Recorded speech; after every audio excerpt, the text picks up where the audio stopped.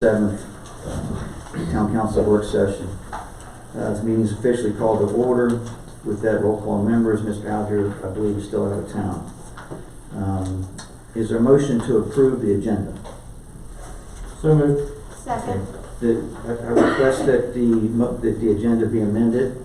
Okay. And under unfinished business, the first item under unfinished business that we add Joyce Reimer in Downtown Historic District, so she can give a brief presentation on all the really cool things that happened. If you remember, I read her response from the last meeting, and so she can follow up with that, and a lot of really cool things have happened since that. So there's a motion to amend the agenda at Downtown Historic District, Downtown Colonial Beach. Downtown Colonial Beach Historic District under unfinished business. Is there a second? Second. Mr. I. Aye. Mr. Lehman. Aye. Mr. Serby. Aye. Ms. Roberson. Aye. Ms. Schick. Aye. The chair votes aye. Okay, now is there a motion to approve the agenda as amended? So moved. Is there a second? Second. Mr. I. Aye. Mr. Lehman. Aye. Mr. Serby. Nay, Ms. for the reasons I presented earlier. Okay, Ms. Roberson. Aye. Ms. Schick. Aye. The chair votes aye. Okay, thank you. Okay, with that, we'll start with unfinished business. Joyce, would you like to come up and give us a brief presentation, if you would? Thank you. Sure, thank you. Can everybody hear me? There's multiple layers. I have family members with serious disease, so I have to be very careful. Sure. So this is a report on the Downtown Colonial Beach Design and Marketing Project. As you may remember, you supported us applying for Virginia Main Street Affiliates Grant, and we were successful in being awarded that grant. The grant maximum $7,000, which we matched with $3,500 from private donations and the Colonial Beach Foundation. The award was for creating a marketing brochure for print and digital distribution to encourage sale of town and privately owned properties downtown. The brochure was also intended to inspire and encourage beautiful, preservation and heritage-oriented development that would attract additional retail and other commerce to the downtown while fostering and sustaining a sense of community. Now, we had to somewhat modify the objectives, thanks to the success, it appears, that the town is maybe having in selling its buildings. And other historic buildings have also been sold. So we spoke to Virginia Main Street, asked if we could reorient the objectives towards marketing for retail occupancy, retail, commercial office, and residential occupancy. And they permitted us to do that. Now we have developed some ideas that would affect both the marketing and the designs we are doing. By the way, you have an example of two designs that have already been created. Can anybody guess what the one is on the left? Sure. Yep. The old What is it? Across from town hill. Yeah, it's the old gas station. It wasn't stable, I think, even before that. Across from town hill. It's that deteriorating, ugly, gray building across from the town hill. And as you can see, we have retained a very talented and industrious designer who can just not hold herself back. And her name is Jackie Stewart. We had developed an RFP, sent it out, got in 2 bids, and we chose her. I just spoke to the other bidder, and he's actually relieved that he didn't get it because of the work involved. And the other one on the right is a possible multi-use, multi-unit building, retail underneath, apartments above, that could go someplace either on Colonial Avenue or possible lot on Hawthorne at Washington. Okay, so the ideas that we have developed, that we would have been thinking about in terms of the marketing and the design, is that through creating an attractive, lively, and historic downtown, establish Colonial Beach as the gateway to the northern neck and base camp for exploring the area. Now, we realize that the term gateway is currently used for King George, although I don't think that's at all an appropriate gateway to the northern neck, by appearance anyway. So we're, toying with other names like Colonial Beach, portal to the northern neck by land and by sea. But trying to establish this is the place that you stop and come if you want to go to the northern neck. And you stop and you stay overnight and visit our restaurants and shop. Secondly, create parking areas that can accommodate buses to attract year-round and overnight tours. I'm very interested in what town manager and Mr. Murphy have talked about in terms of parking, but this is not a particularly complex thing. Right now we have a big parking lot that is empty 9 months of the year.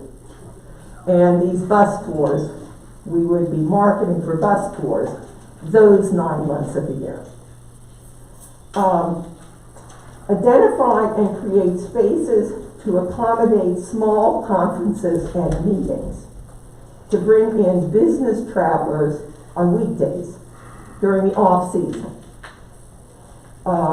There are some emerging meeting spaces. We have ideas for other meeting spaces, and we think that would, what we're aiming for is year-round business for the businesses in Colonial Beach, and being able to make the case to potential retailers that they're not going to have to rely on a single summer season. Per the maxim that retail follows roofs, encourage construction of additional multi-unit housing in the downtown, in particular along Colonial Avenue, to replace eyesores, such as the building you see up on the right. Wherever possible, encourage recreational venues for children and youth. If there is one persistent theme that we constantly hear and have heard for years, is that there's not enough for children to do here. So anything we can do to encourage that, we would like to do. And then build upon the work from home trend to attract new residents. So those are some of our ideas, none of them particularly grandiose. We think they're achievable, and we can use them to market retail and other occupancy. Now, we obviously want the town government and council involved with this and supportive. So we would appreciate if you could keep us apprised of purchasers, and then encourage those purchasers to work with us as local stakeholders, seeking to provide design ideas that will reflect the downtown's heritage and improve its appearance while contributing to the commercial success of their projects. I think what we have to offer, what we suggest, will actually increase their success. Contribute your ideas and preferences. Have down phone numbers and email. Please contribute your ideas. Assign appropriate staff to advise on zoning, infrastructure, and design issues. Through these advisors, collaborate with us to develop a process by which the town government weighs in on and reaches consensus with DCD on design work, marketing approach, and brochures, and fosters participation by key citizen groups and public-private entities such as the Planning Commission and Tourism Office. And finally, research and apply for grants and form partnerships that could transform our collective vision of a beautiful heritage and community-oriented downtown into reality. Do you have any questions? I just want you to clarify, because we have received multiple grants, that this is a separate grant than the one with the historical preservation district. Yes. Right. We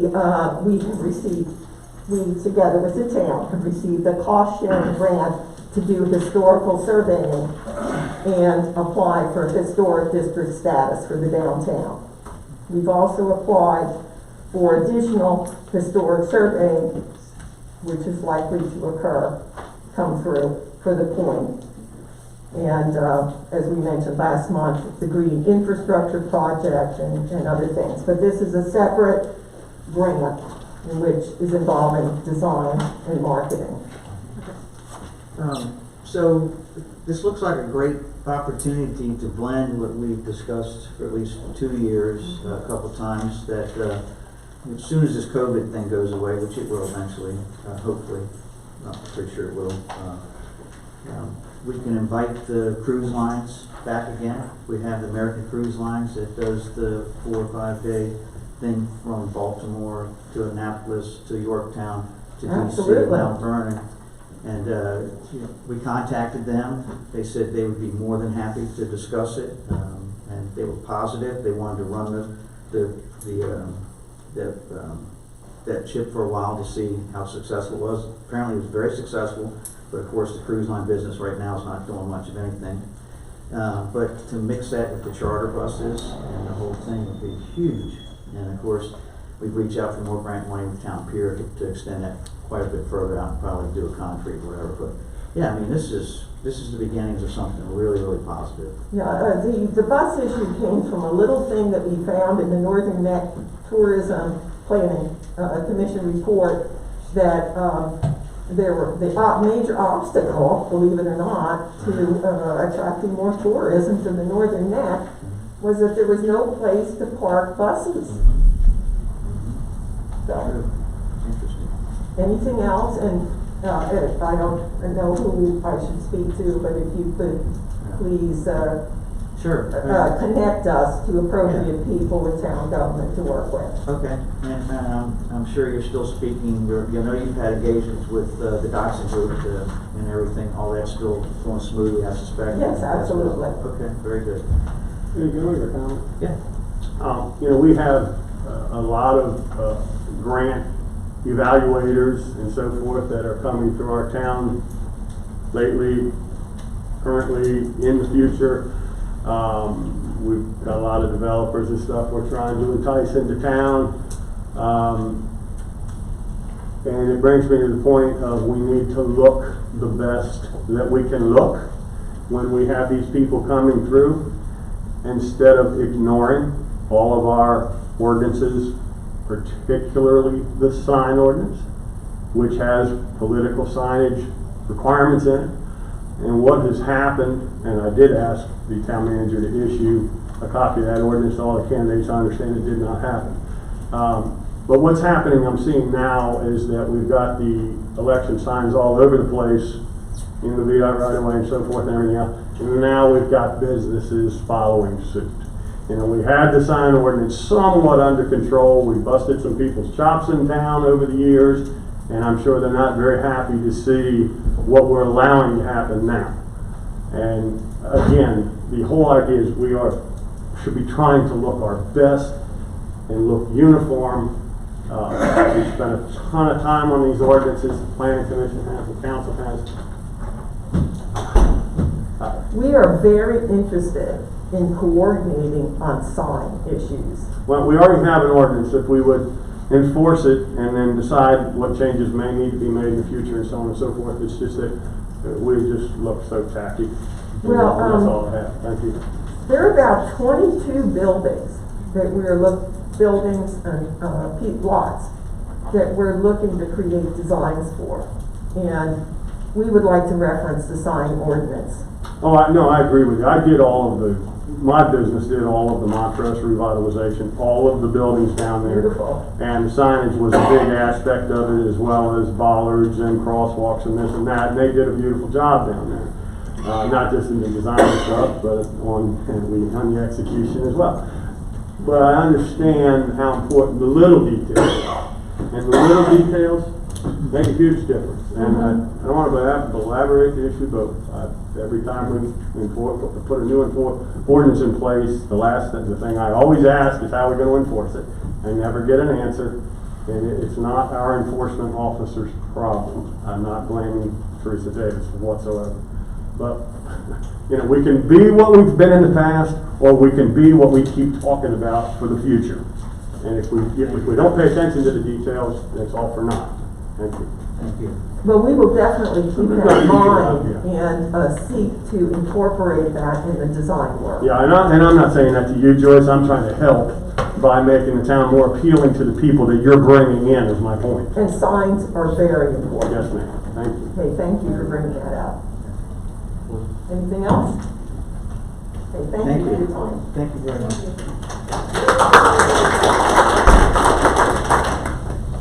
Okay, next on the unfinished business is the draft that establishes Parks and Recreation Advisory Committee. Proposed changes to town code and a public hearing that will be scheduled on October 21st, and that's a tab A of council member reports. I think Mr. I, are you going to speak on this? Yeah. Just briefly, this came up back before our meetings got halted with COVID. I did provide the presentation to council that was given back then. Just a briefing went over the basis of the Parks and Rec Commission, what kind of the general idea was. Now we're kind of bringing it back to light. We're at a point where we can kind of go forward with this. We have the public hearing scheduled for the 21st, which is kind of the next big hurdle in the process of getting this thing going. Once that happens, we have to have that because it is an amendment to the town code to put the committee, the Parks and Rec Commission, within it. Then I guess a little brief overview of talking a little bit with the people that are involved in it. And I did kind of restructure as I took some council input after the first thing. We limited the board to a few less members than first originally proposed. It's down to 5. We're going to use kind of more of an advisory role with some of the other people that want to be involved in it when it comes to specializing in certain endeavors that the Parks and Rec Commission will go on. So, you know, kind of from our plan as a Parks and Rec Commission, you know, we need the public hearing to go, and then council will vote to, you know, officially put it in town code or not. Then as that committee will then be able to begin to start to meet. Obviously we have organizational stuff and a lot to do, and we would really like to accomplish a lot of that in the last 2 months of the year. So come January 1st, we have a lot in place. We know we have the plan that we're going to abide by. We don't just want a 1-year plan. We want a 5-year plan. We want a 10-year plan. We want to see how this department is going to integrate within the town itself and what we're expecting to get from that particular asset that this town will now have. I do see Steve Kennedy out there. He is going to be one of the members of the board of the commission. It's also Karen Gresovich, Belinda Goodrow, and Cody Christensen. Those are the ones that will be presented to council to be appointed to the board. I have spoke with all of them recently, either via email, via phone, just to let them know that this was coming back around, and it's getting ready to be our time to shine. A big thing, big step, like I said, what we really want these next kind of couple months that we can meet once this goes through is to really plan, organize, and get the goals in place. If you don't have something in front of you that says what you're going to do, it's very hard to do it.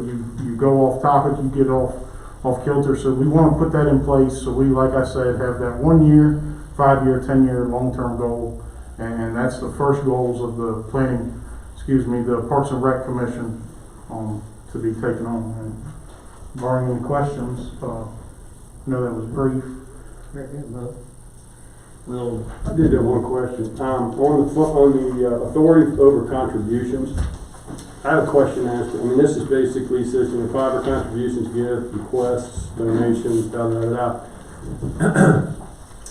Will the Parks and Recreation basically have a identity that's somewhat equal to let's say the school board, the fire department, the rescue squad, who is able to be a part of distribution of funds as the council may determine. Like, you know, we've got the thing right now where the rescue squad gets a piece, school gets a piece, when we sell a piece of property. Will the Parks and Rec Department have the opportunity to, will their identity allow that to take place other than private donations and so forth, which are written in the section 2137? I think that's just being generalized as if there's people that want to come out and donate to a particular department, but there is going to be an actual line item within the budget for the Parks and Rec Department that will be allowed to have town funds and whatnot. Totally isolated to itself. Correct. Great. Okay, thank you. Even in just caveat what Mr. I said, even in this year, we had scheduled for January to have a Parks and Recs director in the budget prior to COVID. So that was actually in this year. I remember that, yeah.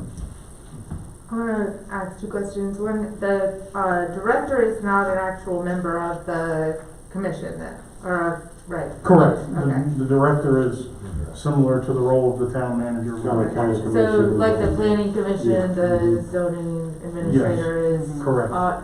actually the clerk of the planning commission normally, but not actually a commissioner.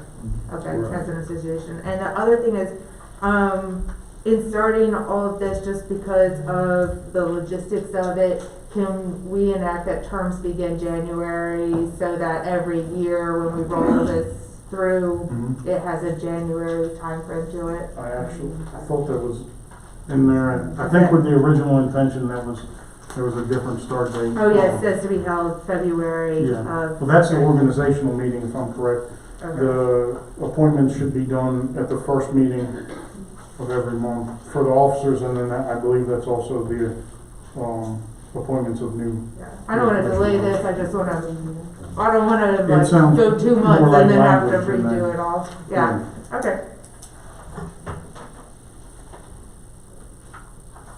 Okay, thank you, Pat. On to new business. Discussion of camera truck for sewer and water. Rob Murphy. Thank you, Mr. Mayor.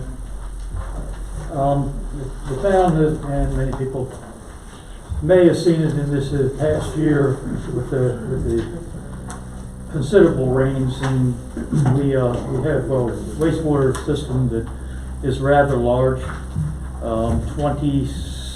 7 miles linear feet, miles actually. We are right at this point looking very hard at identifying our problem areas, cracks and broken pieces within the wastewater system that is very old, as many people know. We have looked at getting the system cambered at approximately $20,000 and some change for 3,000 feet. Now keep in mind that that is videoing only.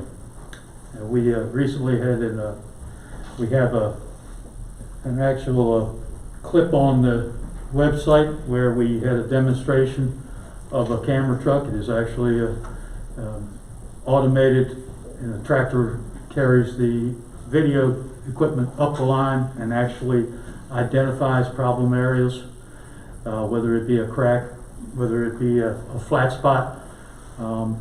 One of the other things it also does is it travels up to the laterals too, which gives you a further inspection of the system, where we can readily identify point repairs necessary. Many people seen on social media that there is certainly inflow and infiltration in our system in many places, and we plan on running this piece of equipment incessantly to identify and place what we find in the conditional assessment into our GIS system.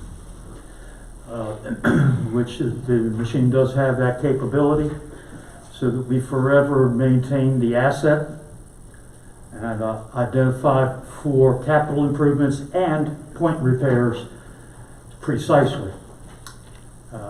It is a hefty price tag, but we believe it is worthwhile considering the amount of mileage that we have to do.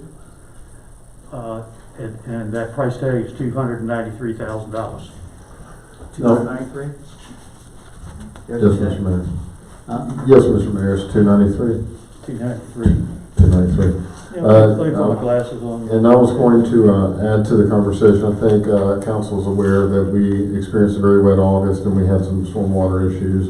And I've given two briefs, one at the Planning Commission and one here at council regarding the methodology and the path forward on how we can mitigate this. And it's become a rightfully hot topic right now. So Mr. Murphy has gone in and looked at the analysis of what it would take to get after it. We are talking to Drewberry. We've been able to go through the procurement process where we're going to hire Drewberry to do an overall study of our problem areas. But through this assessment process and with the understanding that we also reached out to DEQ and they like for the municipality to be proactive, we found it to be a good idea to recommend to council, as I did in the presentations, that we proceed with the procurement of this asset. This asset will allow us, to Mr. Murphy's point, to be able to use when we desire and need to. The problem that we've seen is not only with the price tag with outsourcing. The quote that we got was pretty dramatic: 20,000 for 3,000 feet. If we have 20 plus miles, it adds up quick. So if we think that way, the problem with broken pipes, you don't know where they're broken. This particular piece of technology can tell you down to the inch, and it will also entertain going up the laterals to see up around in the corner. So it really checks a lot of blocks. Most importantly, what it also allows us to do is map to our newly found GIS mapping system. So now we're documenting where everything is. And not only are we fixing it, we're actually creating the artifacts to support all that. Now, what Mr. Murphy hasn't gotten to yet is that we're going to reach out to multiple agencies, environmental agencies specifically, and look for grant opportunities after the fact. This is somewhat, the issue is an emergency issue. Emergency is a relative term. There's always on in every town. But after our 5 inches of rain that we received the one time, it became a pretty prevalent issue. We feel that this is also going to support future development, being able to understand and pretty much plot or chart a path forward on the places of priority where we have to go with it. You don't know until you're actually in the ground looking at things, and then lo and behold, this one street might be perfectly fine, and then a block over a complete pipe replacement. There's an insane amount of labor cost savings by having your own asset. The labor cost savings is that, number one, we're going to be able to use it when we need to. If you go to an outsourced thing, then it has to be very specific the times that they're going to come out and do it. You can't run the asset when there's a significant amount of rainfall. They won't put it in the pipe because it can damage the track. So you're really beholden to the weather as well as the outsourced person's date time to do that. So if we think about the actual cost and the mileage that we need to investigate, and most people in infrastructure know is that the minute that you complete the whole town, it's time to go back and do it again. So it's an enduring task. It's just a circular effort. It makes sense for us to entertain the purchasing of the equipment so we have it in-house. Due to our fiscal responsibility inside of the utility fund and increasing the water rates to support a cash reserve policy moving forward, we have the money on hand to do it inside of our utility line item. So we're not incurring any debt. The cash reserve that we experienced 2 years ago with the increase in the rates are for these types of purchases. I've been able to speak to a few council members regarding ensuring that we go through the mechanic of making sure that things like this are documented on the CIP. And while it doesn't say that we need a camera truck on the CIP, it does have stormwater. This is directly a stormwater activity and sewer. So it does fall into what we envision into what's in the CIP. So what we can do is we can get more granular and add it to the CIP, so for documentation purposes, it's in there with council's approval. But at this point, pending any questions, I've presented it twice. I really don't want to get too elongated with that discussion unless there's specific things we need to answer. I don't have questions, but I absolutely have a position on this, and the town people need to understand. We are a public works department. We are not an engineering department. I worked for the largest company in Virginia, Branch Civil, who's actually widening Shirley Highway right now, and we did private design build partnership projects with VDOT. VDOT doesn't even scope their own lines. Typically what a township owns, and what this town used to own, I assume we still have, is a line that you put in a clean out or the closest sewer manhole, and you can run up to 200 feet, find a clog, measure the line, know exactly where it is. Towns do not scope their entire system, because when you're scoping it, you're also doing the gradients, you're doing all the CAD work, you're doing everything, which is certified by an engineer. We don't even have a master plumber, which is a law that we're on our board. And we continue to want to go out and buy all this super expensive equipment, and we don't have anybody to operate it, first of all. It's not normal for a township who does maintenance, not huge installations and design, to spend this kind of money on these kind of systems. It's ridiculous. You can rent up at Sunbelt for $250 a day a camera with 200 feet of line on it that'll run up to a 6-inch line. I hate to say it, and I don't want to sound this way, but it seems like any time a new toy comes up, we gotta have it. Now, when we decide finally, just like we did on the number streets, to run in and have somebody come in and scope out and camera out the whole thing, design a system and everything, they will do exactly that, and it'll be part of the engineering cost for the project. We, as a town, are not going to go through and scope our entire system, do all the CAD drawings, and all the repair engineering. That's not what Public Works does.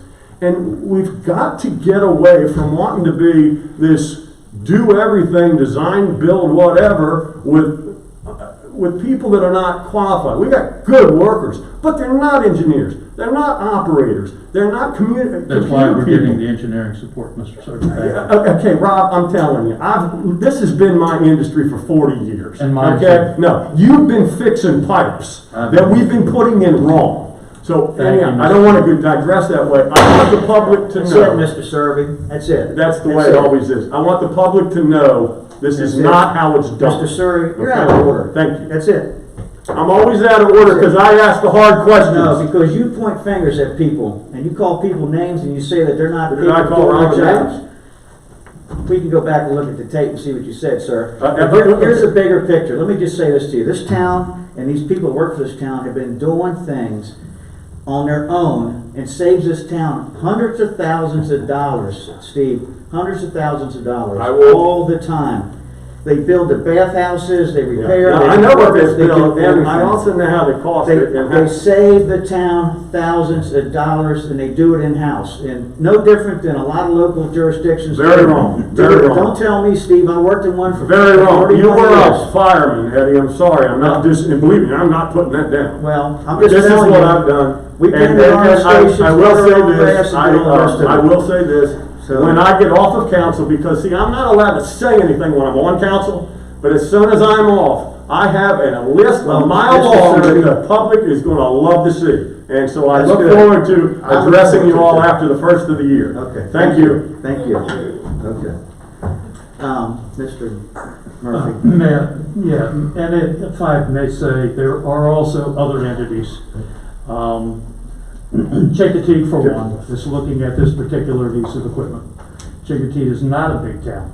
We have significantly more infrastructure than Chicotee does. Excuse me, Mr. Serby. Mr. Murphy speaking right now. Thank you. Oh, you're welcome. So I just thought I'd let you know that there are others out there. We've also touched base with some of our local area representatives in particularly Northern Neck Planning District Commission, and to let them know that we were considering this. They also find that they have the need for the same type of service because they pay out significant amount of money. Well, we have a lot here. We have a lot here. However, I see no reason why that the town would not have some interest in providing service to those other localities at some point, if they so needed the machine. Well, now, thank you, Mr. Murphy. Now I'm going to say what I have to say, and this is this.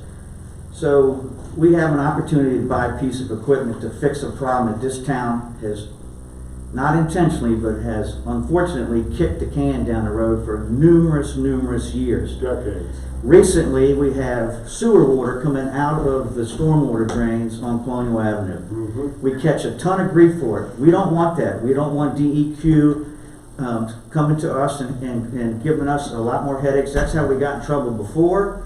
We were on probation before. We've gotten out of that. We're being proactive. This is a proactive stance. It's obvious, the numbers. If it costs $20,000 to do 3,000 linear feet, and we have 25 to 27 miles of this pipe, and each year they get older, and each year as we move into new locations, they're going to require these pipes to take on more responsibility, more water, more sewer, and things like that. It would be, to me, if nothing else, a engineering convenience to have the thing here. So like Mr. Murphy said, you don't have to wait 60 days for a company to bring it in and charge you all these dollars. I watched the camera thing. I watched the people in the truck operating it. Mm-hmm. I would say I feel more than comfortable to have people like Mike Groves and Rob Murphy and the rest of these guys working these things. I can't see how those people sitting in the trucks are any different than these guys are.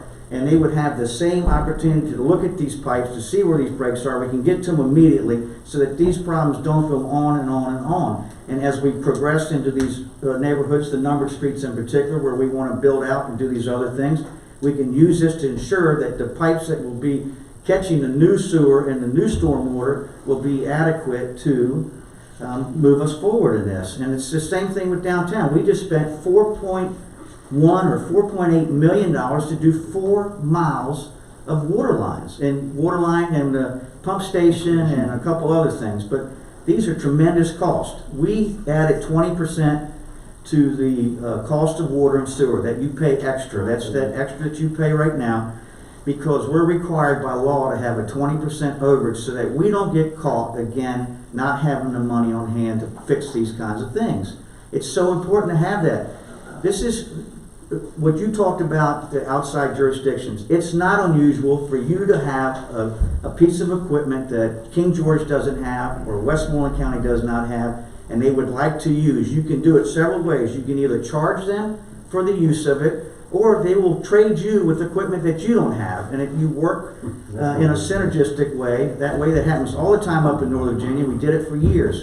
And you know, there's a lot of possibilities with this. And you know, I'm not going to speak on behalf of the council, but I'm just telling you, after hearing all the complaints, and rightfully so, and seeing what was coming out of the sewer lines and the stormwater lines, and knowing how poor shape our sewer lines are in, and our water lines in some areas, and seeing all the work and time that's going into it, I just think it makes perfect sense. But that's me, so I'll make my vote when the time comes, and we're from there. But I think that I don't think you were given, I don't think this was explained properly, and I'm sorry that I don't think it was either. that I agree that a camera system is needed, and I said we had one before. I don't know if we still have it or not.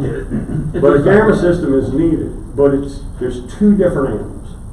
You have a camera system to go out and isolate repairs and so forth, which we have and we've used in the past.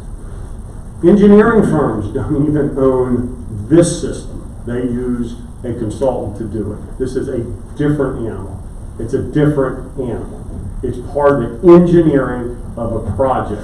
It is not to go out and look for a leak.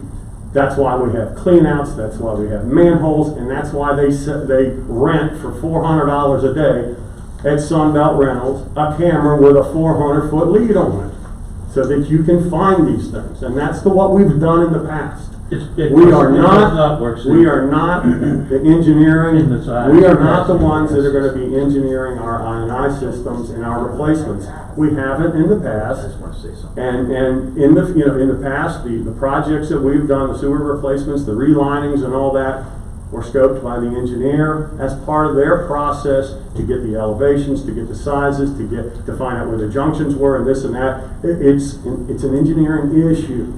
A part of the bigger picture. I don't disagree with the smaller system, but they are $15,000 at max to have one of those. And With a tractor, they are not $15,000. I left them in my car to go out and get them, but I brought With the a price in tractor, with. with I a brought my tractor. price in A with. push one you can get. Okay, let me ask you a question. Size-wise pipe, what are we talking about? 8, 6, and 4, right? 864 goes up to 12. 8, 6, 4 up to 12, right? Yes. What's tractor go in? The 12 tractor, and up. they have 2 tractors. I know what they are. So, again, the amount of piping that we have that requires the track mounted, it's like a little bulldozer that goes through with a thing on it. The amount of piping that we have, that we need a scope that has that, is negligible 26 compared miles. to what we've got to force.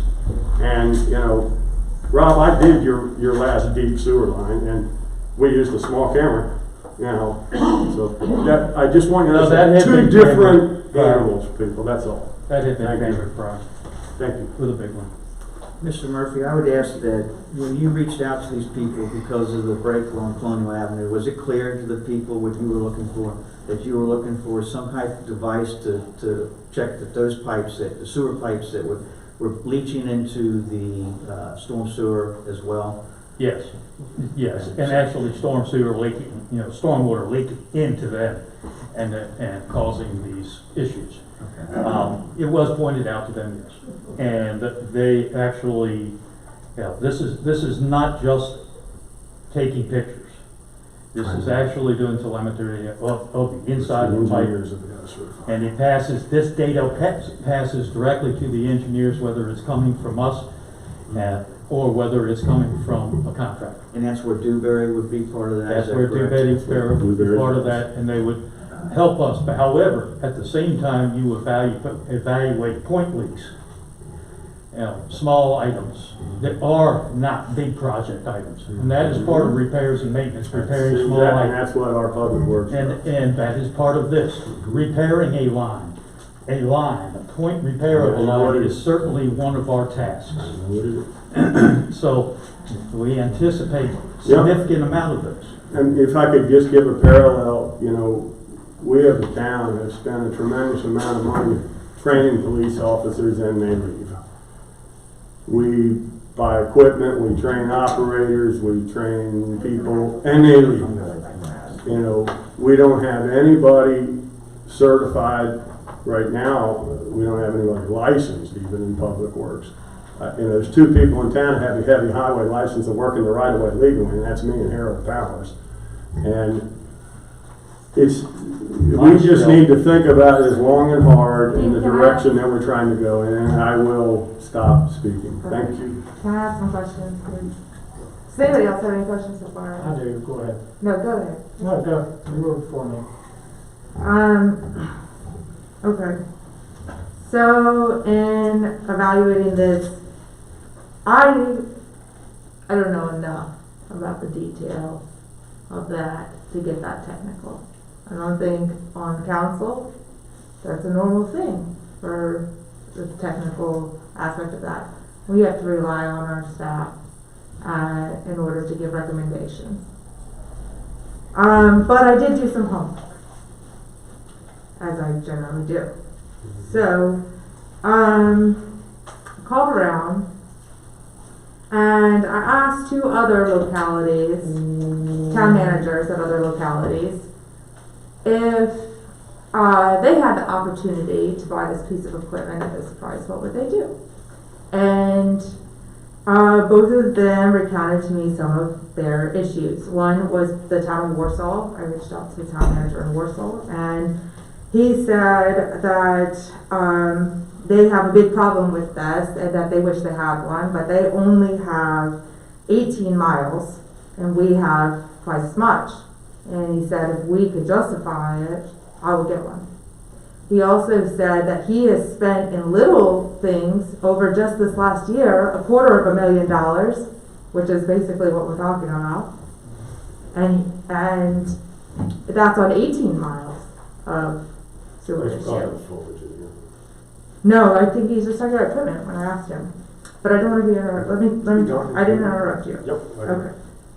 So I told him about the price tag and about the process of having the reserve fund in order to pay for this, and he said we're in a very good position for this, and that if he were town manager, he would also recommend to purchase it. I think they are experiencing very similar issues in Warsaw. He also said that the northern neck is behind on a lot of these things, and just because they don't have this equipment doesn't mean they wouldn't want to participate in a partnership with, if they need something and we have it. That would be a good synergy, as you mentioned. So that was important to me to hear his feedback on that.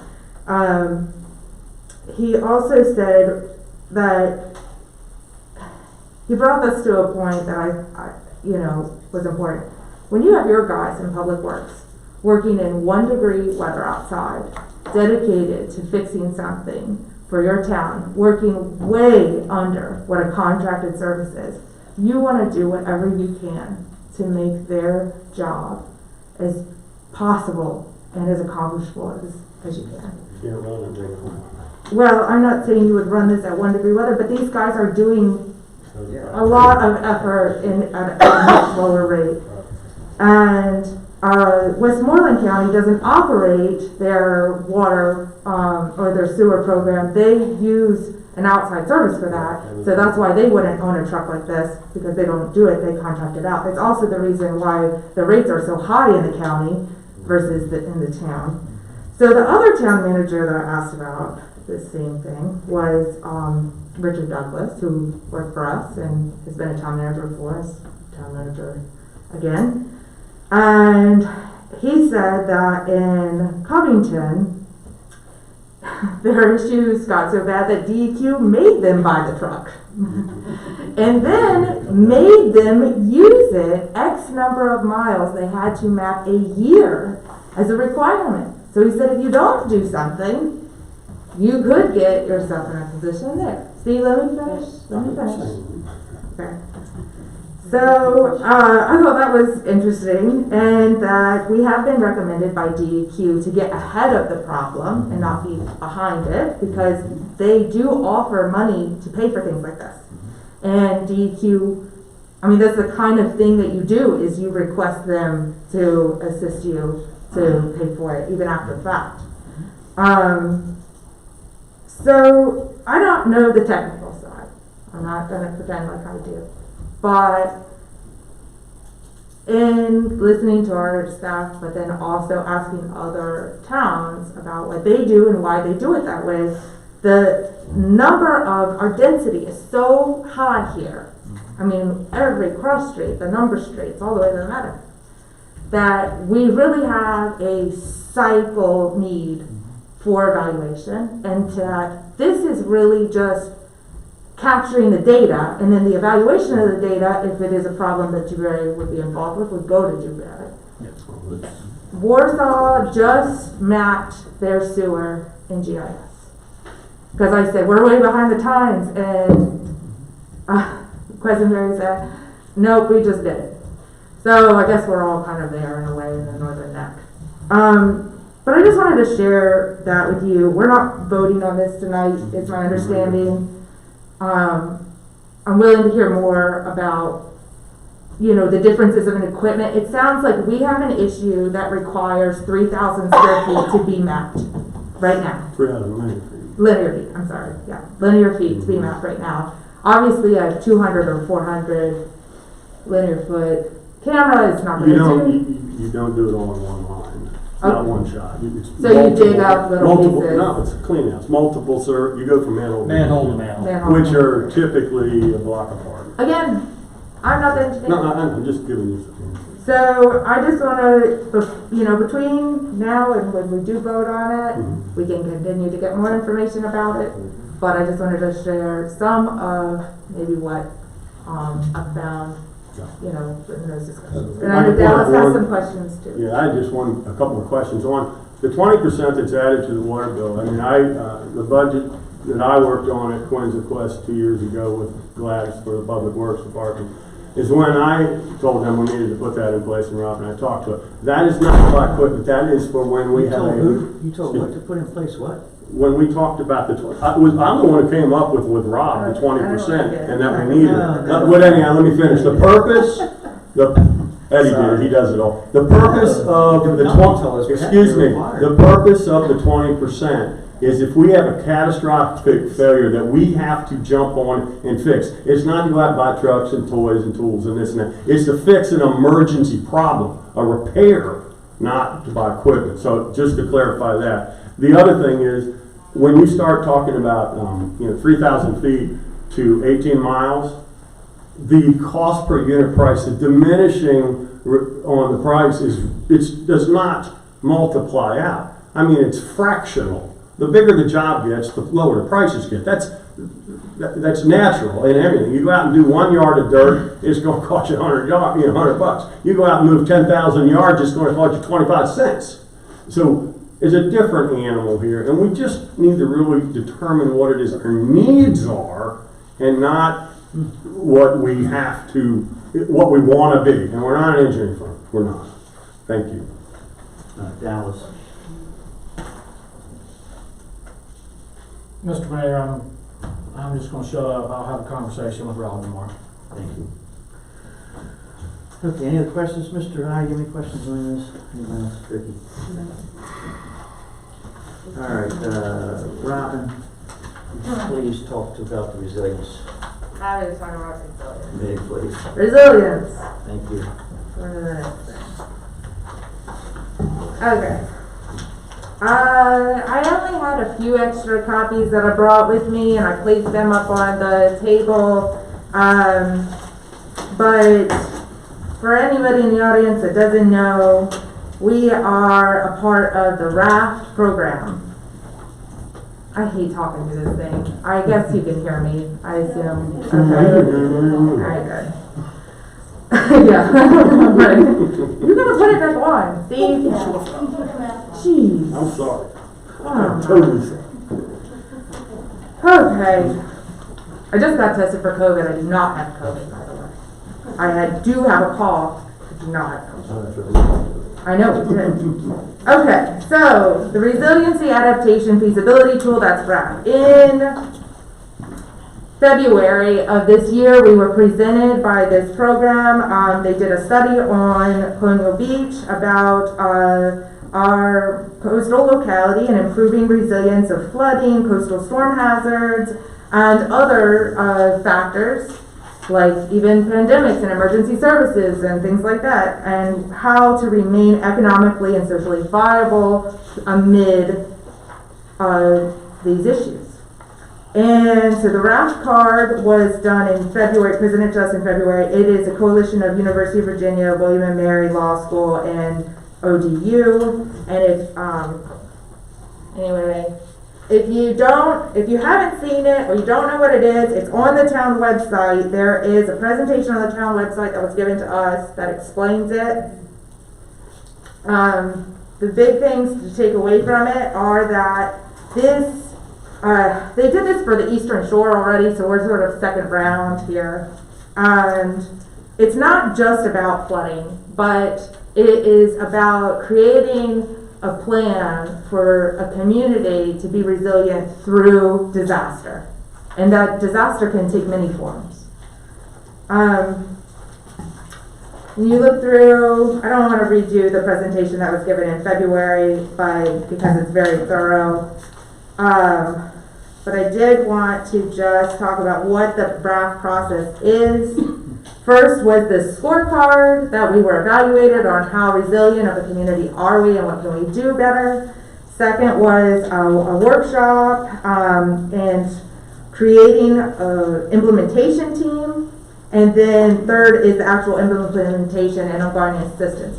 What this does is connects us with state funding agencies to help us be resilient. So when we identify these issues in the resiliency plan, and then we try to tackle them, they line up with the state money and this is real money, you know, that is allocated through the governor's office to towns to become resilient. So this is important, and we are the most active community in the Northern Neck on this program, and they're very excited about it, and so we should be very proud of it.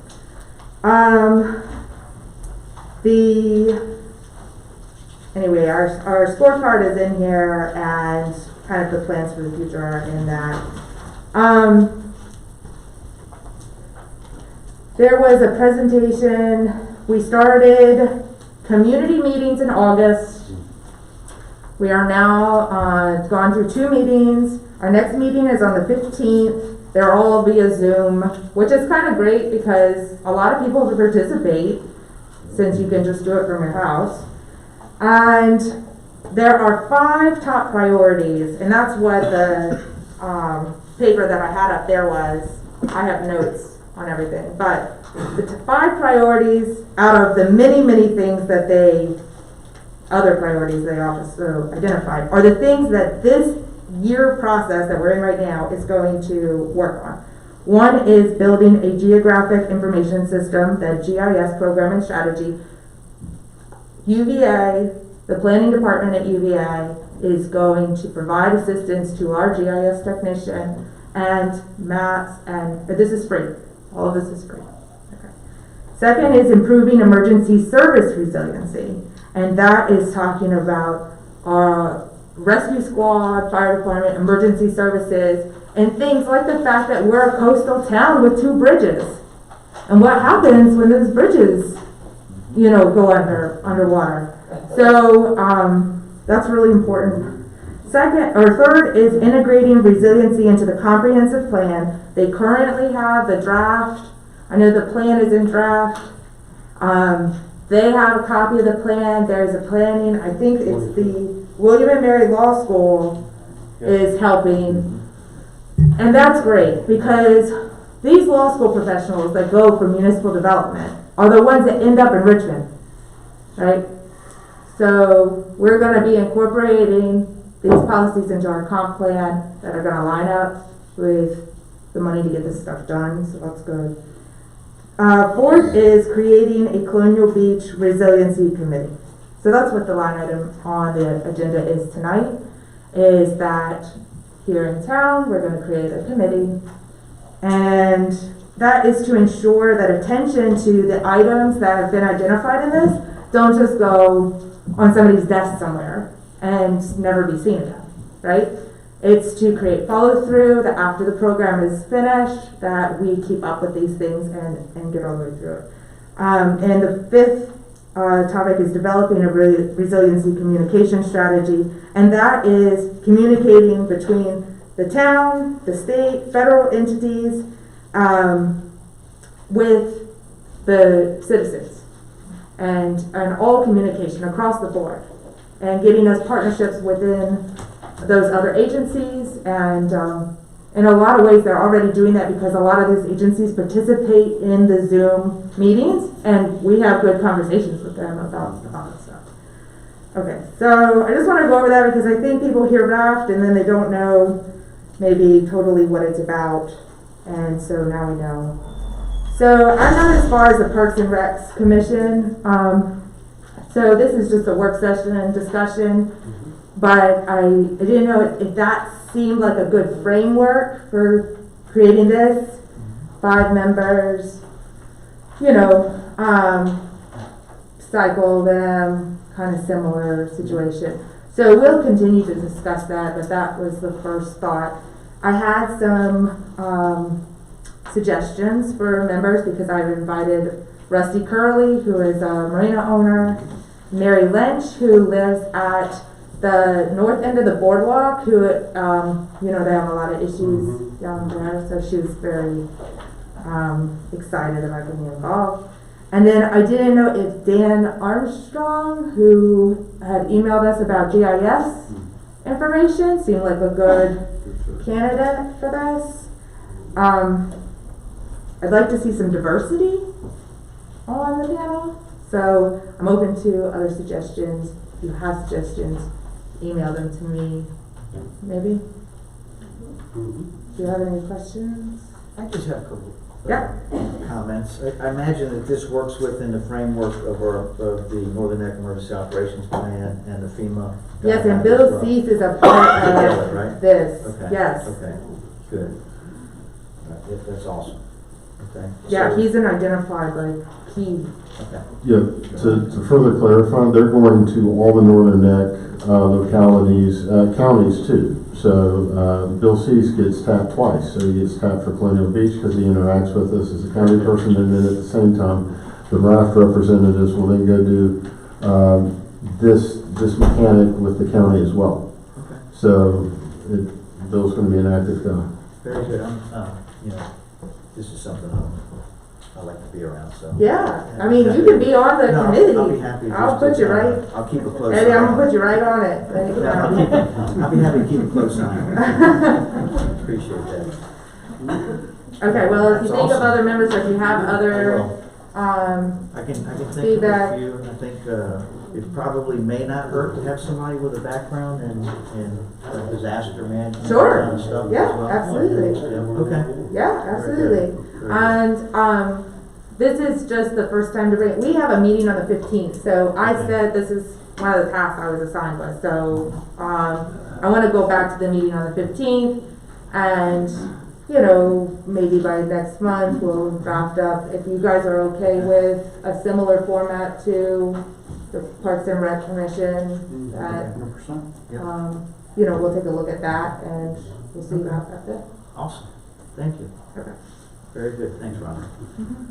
Okay, next is Resolution 39-20, approves the sale contracts and development agreement for the town-owned real property, which is in tab B of our books here. The town manager is going to speak on this. Well, I'm more or less going to introduce the attorney to go through the details of the agreement so she can highlight. I know council's had multiple closed session meetings where they were able to take part in the development and organization of the proposed sale. But I'm going to hand it over to Vivian.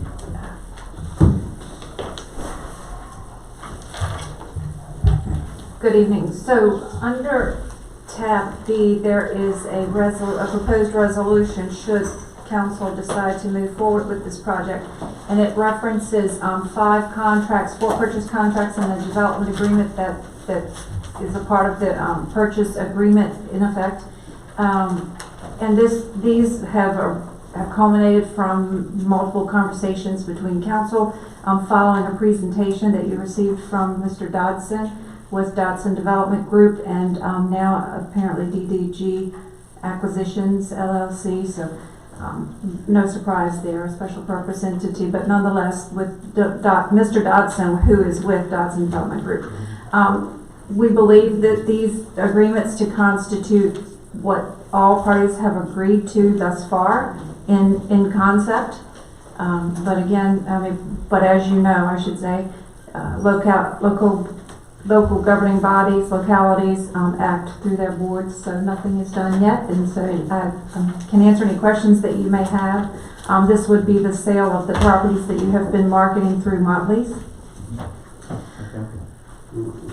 I guess the question I have, Vivian, is so what we're doing tonight then is just approving the sale and development as we've discussed multiple times in closed session.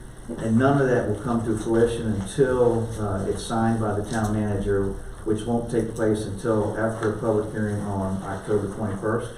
That was part B, and I am recommending, in an abundance of caution, basically. These properties were approved for sale as is required by statute, through a couple of different public hearings in the past, and then some discussions have arisen recently about these tax map numbers, which happens all the time, and confirming tax map numbers and that sort of thing. But because those conversations arose, I recommended and am recommending to you that you set a public hearing for October 21st to confirm, which again is required 15.2-1800 in the Code of Virginia, a public hearing to authorize the sale of real properties owned by local governments. So again, that's really my recommendation, but I want to make sure that we have the appropriate properties included, and that with authority that you can move forward however you choose to do so. Okay. And yes, if council approves the resolution as presented tonight, it would authorize the execution of the documents, but only after due authority is granted, if it is granted at or following, I should say, that public hearing on October 21st. Okay. I think. So this resolution is just to say, okay, go ahead and advertise for the October 21st public hearings. This resolution authorizes the execution of the 5 documents, the 5 agreements. It approves those agreements subject to approval granted for the disposition of the properties at the public hearing on October 21st. So it approves the 5 agreements and sets the public hearing. It's a conditional approval, basically. It approves the 5 agreements, assuming that authorization is granted on October 21st. Does that answer your question? Yeah, it's pretty concerning. Okay, so there's a resolution 39-20, which approves a sales contract and development agreement for town-owned property. Is there a motion to approve? Is there a second? I'll second it then. Discussion. Yep.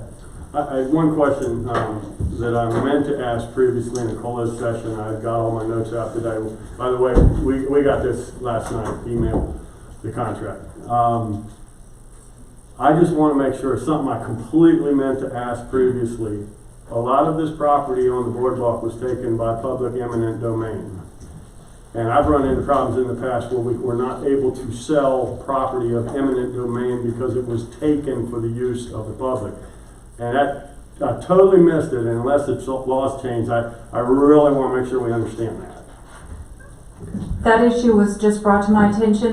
Typically, and in this case is no exception, I would say 99.9% of the time, the seller is not the party performing the title examination and looking into any sorts of issues with respect to title. That being true, I would suggest that it would be the purchaser that does that, not the seller. Always. I guess my question is, when the public municipality such as ourselves takes a property in eminent domain for the use of the public, are we then allowed to, I ran into the problem in the past, and that's why I'm asking, are we allowed to turn around and sell it back to a private entity? I don't think it was eminent domain. It was a different term. It wasn't eminent domain. I just want to make sure we don't have a problem. That was my only concern. Where does this term come from? Whether it was in the domain. I'm sorry?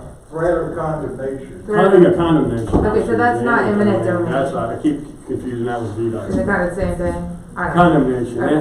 But I Sometimes just want, I didn't have time to look it up in the code to double check it. You know, I just don't want us to have any problems down the road. Is my point. So I would recommend that in the course of the 2 weeks prior to the public hearing that we look into that issue as well, and to look at exactly how these properties were acquired. Once again, that is not a course that is normally taken, but given the fact that the question has been presented and has arisen, I would recommend for the town's benefit that question be asked. They're not all under that condition either. Right, and so we discern exactly what would be involved, if any, in that issue. And if that is a problem, at the public hearing, you could then address that in the form of, you could not approve the sales, you could not vote at all, you could address it or remedy any Okay, issues. so this is Can not you over say until it's remedy? over. I'm sorry? I mean, is that something that you could actually try and coach us on a remedy? I think we all want to sell the property, we just want to make sure that we don't, I think you're getting ahead of yourself, Steve. We don't even know if that's a problem. well, Right, but if I it agree. is, if it is, yeah, I've made a career, we solve problems, so I feel pretty comfortable So you saying can there's give us an probably, I can't guarantee Yeah. results, but there's probably some sort of solution. But generally, there's a way to get from A to point B, so again, I cannot guarantee, ethically, I cannot guarantee results, but generally speaking, yes, we can probably work around it, but unless the answer is absolutely not, so in which case I'll share immediately as well. But generally speaking, those. Public hearing on the contract. yeah, but that's why I'm a little confused on that process. I had a couple of other questions. I had asked early on in one of the first public closed meetings, if we had evaluated our ability to provide water and sewer to the properties mentioned, especially the multi-use and or commercial use because of sprinkler systems and so on and so forth, there are potential caveats that we could, if we're not able to provide certain things, there are certain areas in these contracts where that would be deemed that we're not performing. And I'm a little concerned, about if we haven't done that homework up front, which I don't think we have yet, how can, the developer's gonna go through his due diligence, he's gonna determine his loads, and if our capacities aren't adequate at the moment the due diligence is over, this thing's definitely one-sided. I mean, there's a lot of outs for the developer that we could really be in default on. And that being one of them, and the other one was zoning. I mean, right now, it's my understanding that the zoning of the properties fits the sale, and yet it says in there that if the developer decides that zoning, if he wants different zoning, and our planning commission's got to go through all this process and everything, and it's not guaranteed to be approved, then that can squash a deal. And yet it was my understanding that all the zoning that he initially wanted was already in place. So if that's the case, why don't we take out the potential of changing the zoning and just leave it as it is, instead of us being potentially in default? I'll speak on that. I believe the way it was explained to us was because because of the variations needed for floodplains and things like that, it could create some differences in the zonings, and they may have to reach out to rezone for an AE versus an AO or whatever, and things like that, which could create some differences. No, he's not talking about the same zoning. Well, I thought we were all under, I thought they were allowable uses is what I thought everything came under if it wasn't specifically zoned. I thought we kind of looked at that before, but I think, I don't know. I'm not throwing I'm just asking questions. I mean, I only got this last night and I tried to read through a lot of it, and we don't have any, we have no recourse, we have no non-refundable deposits on this, so we're tying all the land up with no guarantees for anything. Just things unusual as on the I'm used to being on the developer's end. Yeah, I'd sign it in a heartbeat, but I've never, seen some of those things. And what I would like to do is, I know that I assume we did get a third party, unbiased attorney.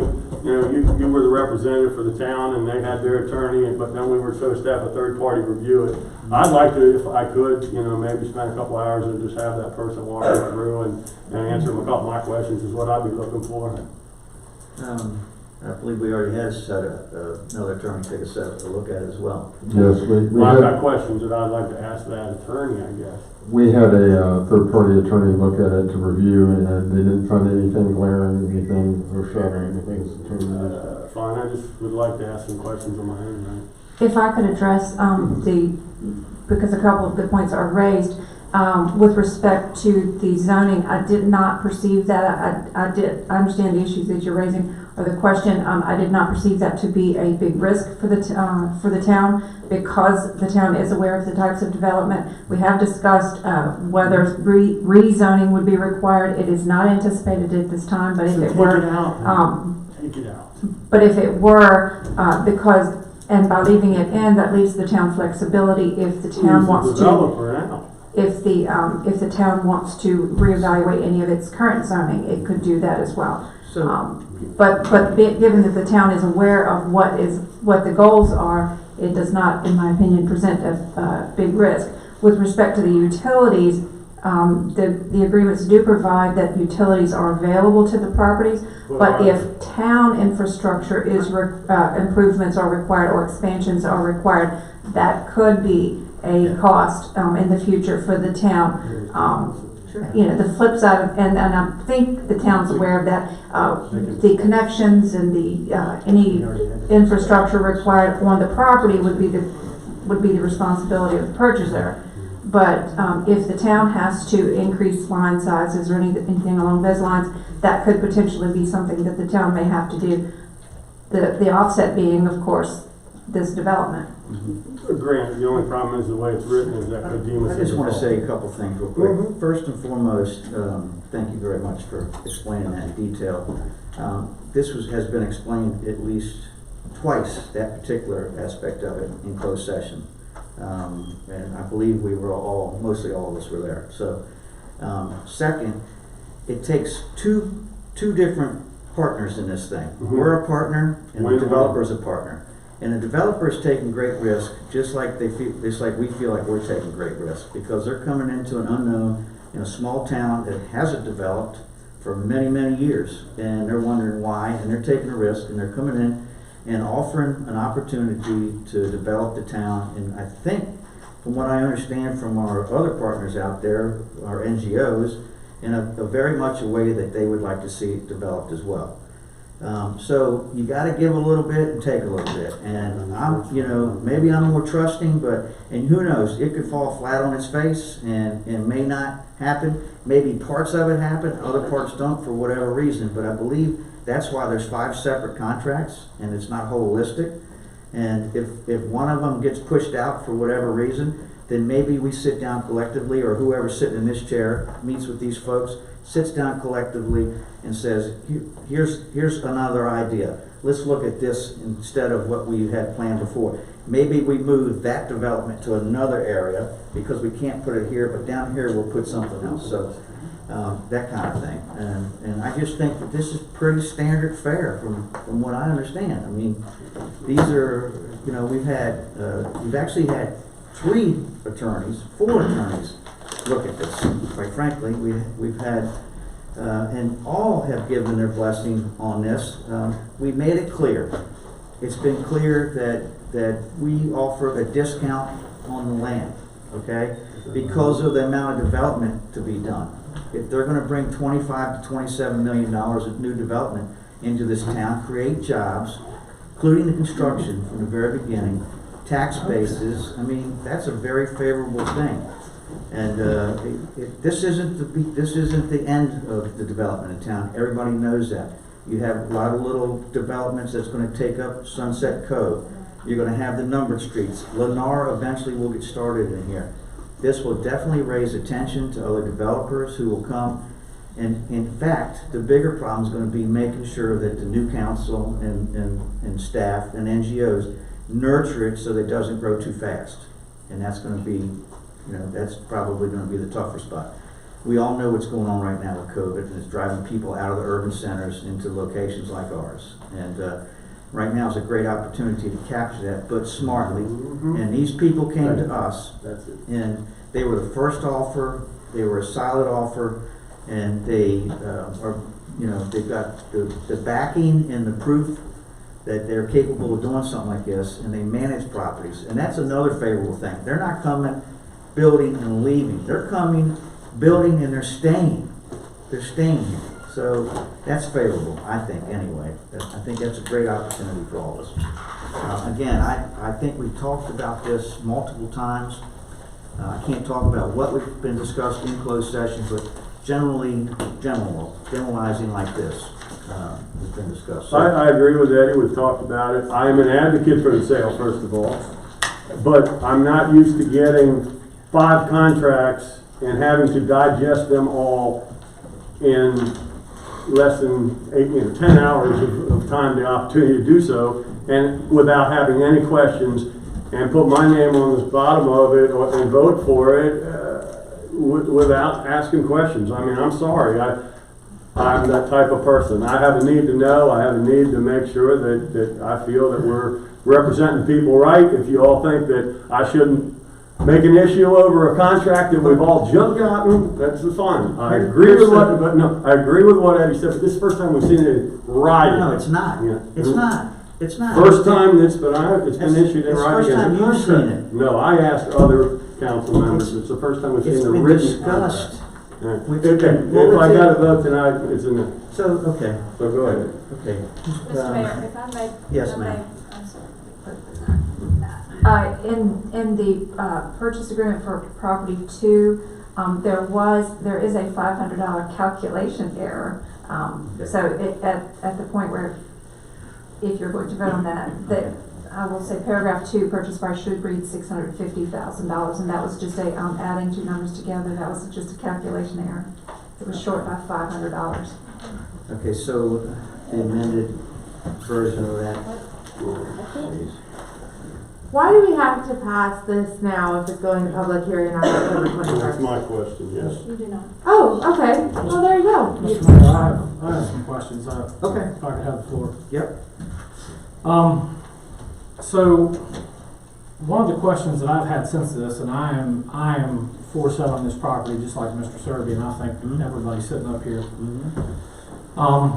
When we sell all this property, what's this gonna do to our bond rating?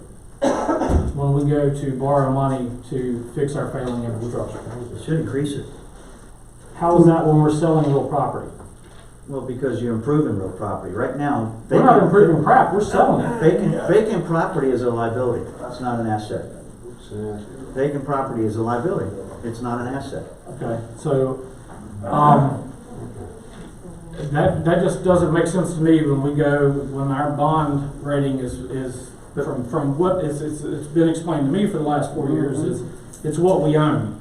That's how our bond rating is set. And if we sell property and it's now privately owned, then I would think our bond rating would tank. I think if it develops and we are gonna get personal property taxes And on it, again, that's I- He's saying Yeah. immediately. Yeah, well, I understand what you're saying, but I do think that. Matt, Yes, please. you also would be then putting approximately $3 million in the bank. When? Right, Not immediately. right. Well, at closing, up until closing, you still own it, so it's still on your books Correct. as an asset, as an illiquid asset.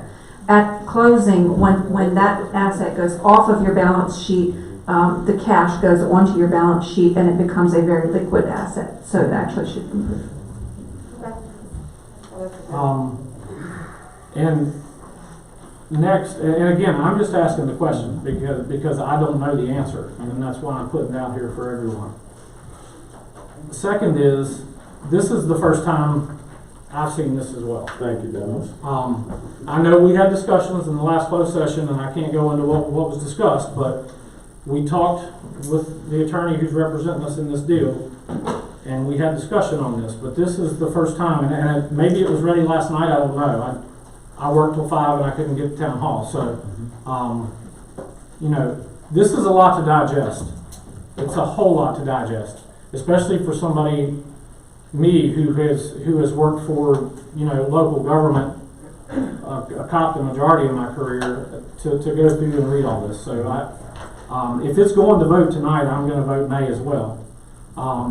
And third thing is, I don't know how we're supposed to have a meeting, a public hearing, when I have an email here saying that we're supposed to meet with the school board on the 21st to discuss other things. That's been postponed Well, on their behalf. okay. Real quick though, what I'd like to say is that if the council remembers, I'll refresh their memory, the ones that were present at the closed sessions, and some of you were not present. The attorney was asked to bulletize these contracts so that we could understand it, because I could sit and read these 5 contracts all day long, and as a layperson, I wouldn't understand them as intricately as our lawyers. And we had not one lawyer, but 3 lawyers look at them to make sure that they were satisfactory and within the bounds and what was prudent for the town of Colonial Beach. With that, I don't know what else we can do. Just like I'm not a doctor. I couldn't tell you about reading some of your charts as a doctor, and nor do I want to play one right now. So we have to rely on our legal staff, and that's, you know, pretty much about the best we can do. The reason that these aren't given out on the agenda and things like that, or out to the public, is because this information is proprietary in a lot of ways, so it has to remain that way. Right now, you know, again, this has been discussed at length till 10 o'clock at night a couple times in closed session. And I'm sorry, I'm really sad that we're not at that point, or people feel like we're not at that point. I just feel like, you know, maybe we're not doing enough diligence. I don't know. Maybe we're not paying enough attention. I don't know what the answer is to all this, but I can say that I've been here, and I've been in these meetings, and I've been in those closed sessions, and I'm more than comfortable, and I rely on our legal advice. And if I'm wrong at the end of the day, and they're wrong at the end of the day, then so be it. But that's all I have to do is to listen to people who are trained to do this, and they do this every day. I mean, I can hear it on the street. I can go to 7-Eleven and have people tell me, do this, do that, look at this, look at that. But I'm leaving it to the people that we pay good money and went to school to do this stuff, just like hopefully they would have done to me to put their house out if it was on fire. So I don't know. This is, again, it's sad. I think we're going right back to where we've been before, and I think that's sad. But nothing's happened tonight. We haven't decided on anything.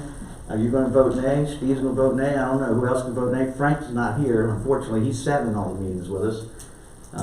I think we can just, I'd like to propose to table this resolution and move forward with the public hearings conducted on the 21st. Agreed. Because if there are small grammatical errors and things, and we haven't had a chance to look through this, then that seems like a smart thing to do, and we can take some time, and we don't have to rush that. And I do think that we have all talked a lot. I've been there. Mm-hmm.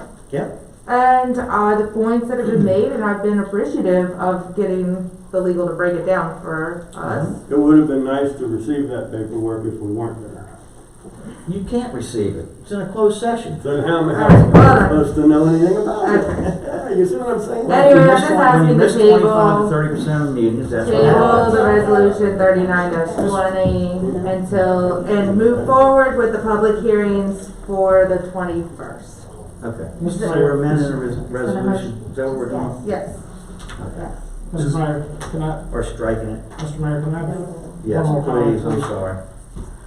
I agree with what you're saying, as far as we should rely on who we have hired to represent us and to do this documentation for us. My concern is that we don't even have to hold another public hearing to sell this property. We've already done it. We're agreeing to do that to hear what the citizens have to say to us. And why we would vote to accept this tonight without their input, then why the heck are we going to have another public hearing? So I'm with Robin. I think we need to hold a public hearing, and then we need to vote on this. We need to be able to digest this, and we need to be able to like the attorney pointed out, we've got some, we've already got an issue that she's found. So that's all I'm saying. I got you. But let me just explain why we're doing another public hearing. We really don't need to do another public hearing, but in an absolute abundance of caution, this extra public hearing clears title and thing like that, helps us with the title, helps the seller with the title, purchaser with the titles. It just cleans the whole thing up. It identifies, makes sure all the map IDs, that we dotted all the I's and crossed all the T's, so that down the road it wouldn't fall back on us again. That's all it's for. I'd like to help verify those tax map parcel numbers, because I know a lot of them, and I have mapped them, and I have That's why spreadsheeted we're them. doing that. So it's just abundance of caution. Can I come That's see you all. tomorrow, Heather? I'm a pro. I know exactly what the tax map ID is, where it's located. And Okay, great. everything. Because there's some weird cases in there. Okay. All right. I just want to make sure we go over Cross-reference that. with the county's tax map IDs and the lots and the maps. It's been Vivian. all I've been doing for the last 24 hours. Pretty much, so. And purchasers council, we had that conversation, so everybody would feel decided that it would be just prudent to do that. Yeah. I'm sorry, Mr. Mayor, did you have a question? No, I was going to let you clarify the reason for the second public hearing, and that the purchasers would appreciate that as well. Exactly, yes, based on our most recent conversations. Again, this is a partnership. We're just trying to build some trust and make sure that this thing is clean across the board. And at the end of the day, they're happy to be here and we're happy to have them here. And that's really all we're trying to accomplish. And I think we're on our way. I would like just to request, since we're pushing off the vote, thank goodness, that I'd like the opportunity to meet with our third-party person just to have him explain some things to me. Okay. I don't know that if the council is going to be willing to spend that money. Well, if they're not, then I can't vote for it, so, Okay. I mean, if you're gonna put a contract out there and I can't get any questions answered on it, how are you supposed to vote? Right here's your council. I would look, I'm the one who recommended the third-party attorney, and I'd ask to speak to that person because that person's unbiased in the deal. Okay. That's all I'm asking for. Okay. Mr. Mayor, is there? Okay, so we need to, can we just strike this resolution for tonight and? You don't have to do anything at all, Thank but I would recommend a motion to set a public hearing for the Yes. disposition of the real proproperties. So moved, Mr. Mayor. Okay. Second, yes, Okay, Mr. I, Aye. Mr. Lehman, Aye. Mr. Surley. absolutely. Ms. Roberson. Aye. Ms. Schiff. Aye. Aye. Chair votes aye, thank you. Okay, so that's done. You got that, Heather, thank you. Okay, next is status items, dog park. So the dog park, that was my status item. I want to say thank you to Public Works, thank you to Dr. Karen. You bet, Karen. Thank you so much. I want to say thank you to Owen and Robin and Mike Rose and all the people who are involved in the dog park. If you haven't been by it to see the Robin Grove Park, it's now fenced. The next phase of it is some more grading, and then I believe we worked out a deal with one of our local tree contractors who's going to provide us with the tree mulch, which will be the bedding for the parks moving forward. We'll have a yard hydrant installed there soon with two-sided yard hydrants so that you have a place to water the dogs or whatever. The dogs need water or whatever. And the parking area is going to be redone in a very nice way with an easy entrance and an easy exit, so you don't have to back in and out of the place and try to turn around. So that's a very positive thing. Hey, I just had a quick question on that. Mm-hmm. I wanted to try to curb some confusion that seems to be on the street. I know at one time, I know there's grants involved big time on the dog park, which I'm a big advocate of the dog park. But then there's all of a sudden $30,000 coming out of the town, supposedly. Please explain the confusion and put it to rest if you would. There was a ballpark figure on, I believe, I don't want to speak for Rob, but tell me if I'm correct. If I'm not, correct me. That the fencing could cost up to $30,000. That's the number that I heard. The fencing ended up costing, I believe, Dr. Karen gave that number as well. At the end of the day, the fencing cost $15,000 to do it, and it's done. It's up. It looks great. The town, of course, the town employees did the rest of the work, the grading, and will do the rest of the work. And rather than buy a commercial chipper, which I recommended because we could use it, when you put your logs, your tree limbs out front, we could take it, chip it, and then use that and recycle it, kind of thing. Mike Rose, matter of fact, reached out to RC, and RC needed a place to get rid of his stuff, so it works out well. It's a joint effort. We can use his wood chips, which is what most dog parks are doing now. You can't plant grass because it doesn't last, obviously. But it should be a great feature. The gazebo's still there. The living shoreline will be behind it. There's still access. You don't have to go through the park to get to the living shoreline, which is going to be nice. And that's a grant of over $300,000 grant. Yeah. To maintain that shoreline, improve it, and. So again, it's going to be an added feature, an added benefit to the town, to both tourists and our people who live here year round. I mean, it's a great place. You see a lot of people have dogs today. So the difference it was like 15,000 and change by the town, the rest was grants. Mm-hmm. That's correct. So far. Okay, I just want to make sure that everybody understands that. Still private They're money being raising raised. private. Okay, yeah. And that'll continue, right, Karen? Yes, absolutely. Yeah, they'll do benefits all the time to make the dog park even nicer than it is today. I just want to clarify that because there's been a lot of confusion on that. Okay. Next is the CARES Act. Lisa? Thank you. Just want to do a little quick update. The second round of funding did come in. So we have an additional 313 and some change to spend on the CARES Act. Still continuing to submit reimbursements as we've spent things. We are waiting because we can't submit until it's been spent. We have the plexiglass people coming out to do all the plexiglass. We're still trying to, I guess, get the doors procured to do the doors, and there's other items that we are working on currently to submit, and these are going to be some big ticket items. So in the next month or two, you're going to see some big ticket items being paid for and being reimbursed. Okay, and this is, I know it works much better when it's agreed upon with the county, but the county is agreed upon. Yes, they did. There were some items that they have suggested that we are taking full advantage of, and we're working toward getting that stuff over to them. Okay. While we're on this subject real quick, the park attendants at Torrey Smith Park, I saw something recently where there were some complaints that came to me as the mayor about trash being left at the park. If you're familiar with that, that did happen.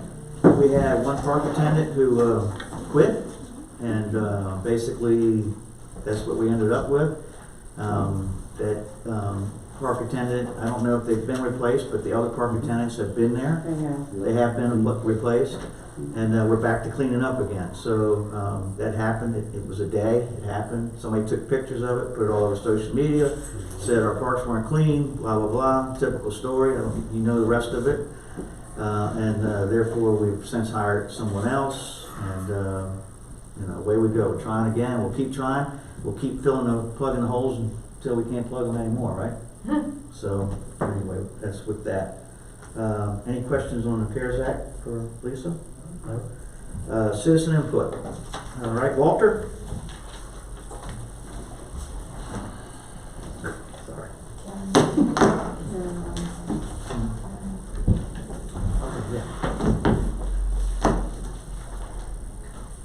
First of all, Mr. Mayor and Council, I'm very active when it comes to recreation. 55 years ago, Bobby Duke Sr. and I formed Colonial Beach Recreation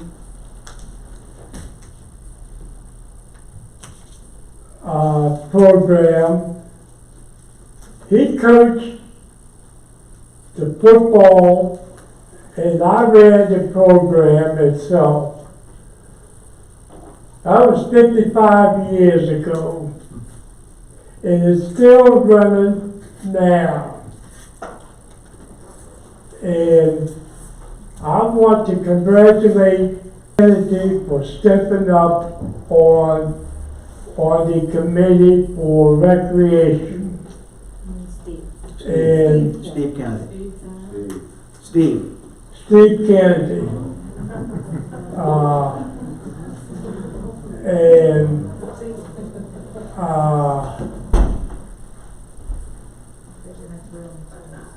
Because, the other thing, I'm going to do a history on who the town's streets are named after. The other thing, I'm going to plant in the springtime, it's going to be a combination of cherry trees and dogwood trees that the town has control of. It's not going to be on the beach, not on the point. It's to be a place that I travel a lot. And it's going to be a combination. I'm going to give these trees in memory of loved ones. It's going to be I'm going to give 8 cherry trees and a combination and dogwood trees for a combination of 8 total, 10 total trees. And I talked to the mayor this past week about this, and this on property that the town has control of, but I'm not going to be naming the spot that I'm going to be, I won't be able to purchase these trees until the spring. Okay, okay. So that's what I'm going to be doing. I'm going to be doing the streets,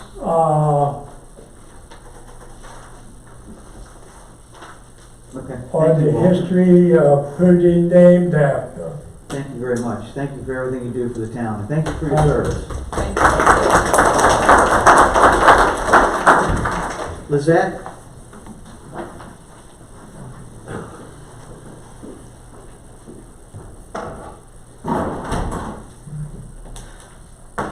Several things. He's talking that he didn't have time to absorb the whole thing in, I don't know, a couple of hours. I didn't have time to absorb the whole agenda in a couple of hours. Why? Because you're talking here about establishing a park and recreation advisory committee. When I read through what you're doing, and I know the hearing is on October 21, but hear me out. This, what you're proposing here, is a conflict of interest. You have people from the council actually serving as members of the board, 2 people from the council. That means those people will say, this is what we are going to do with the money. And by the way, they come here and say, hey, let's vote. Yes, let's vote. This is what we are going to do with the money. So where's the accountability there? That's very improper. The second thing is, in the minute that I have before coming here, I look at the names listed for the candidates. All of them have an association with Eleanor Park or Green Space. The only one that I could not identify is Mr. Cody, who's a student at, don't remember the university, and he is trying to do a PhD as a student here in the school. Right now, there was another committee here. And again, the internet may be wrong, but this is what I found in the internet in the 2 seconds I had, because here I don't have internet. I'm sorry, I'm not fixing. Yeah. When I come here, there is another committee. Committee is going to mirror this committee. Again, conflict of interest. Second thing, no member of the council should be in these committees. These committees are created to advise the council. If not, council members should do the work and come prepared and show everybody. They should not be using volunteers. The next thing is specifically about the parks and recreation. It should be recreations, not parks, because it's in conflict with the planning commission. On top of that, for Robin's committee, guys, no wonder people hate you or talk bad about you. Hey, I want to be the committee's mayor. I'm making fun of you. There's an application. And by the time you send this home, first time on the committee, you already have the names of the people. And since that Robin was planning on doing the same, there's an application. Ask the people to participate. Request people to volunteer. No wonder people feel excluded and they don't have a say in this council. You're actually asking the people, your friends, to be part and do whatever you want. That may not be the case, but that's how it looks like. So use the applications. And the final thing is the Dodson hearing, if you said it was for the 21. The planning commission sent a message that was to discuss the situation of the parks in Colonial Beach. And just now, they will be discussing the parks and recreation. I conducted NEPA hearings. I have conducted environmental impact assessment hearings. That's the hearing you need on the 21st for the Dodson development, so you can proceed forward. And that hearing will not comply with the specification if you're discussing the commission and if you're discussing what we are going to do with the parks. That hearing needs to be a dedicated hearing to that development.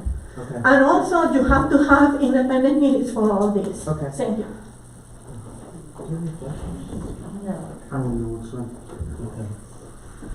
Okay. All right. Okay, David Williams?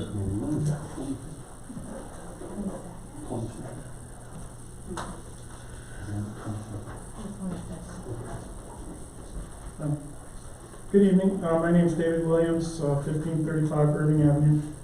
And I just had a couple of questions. I just saw this online today, the Parks and Recreation, and I just had a couple of questions, and I'm not even really sure of the rules.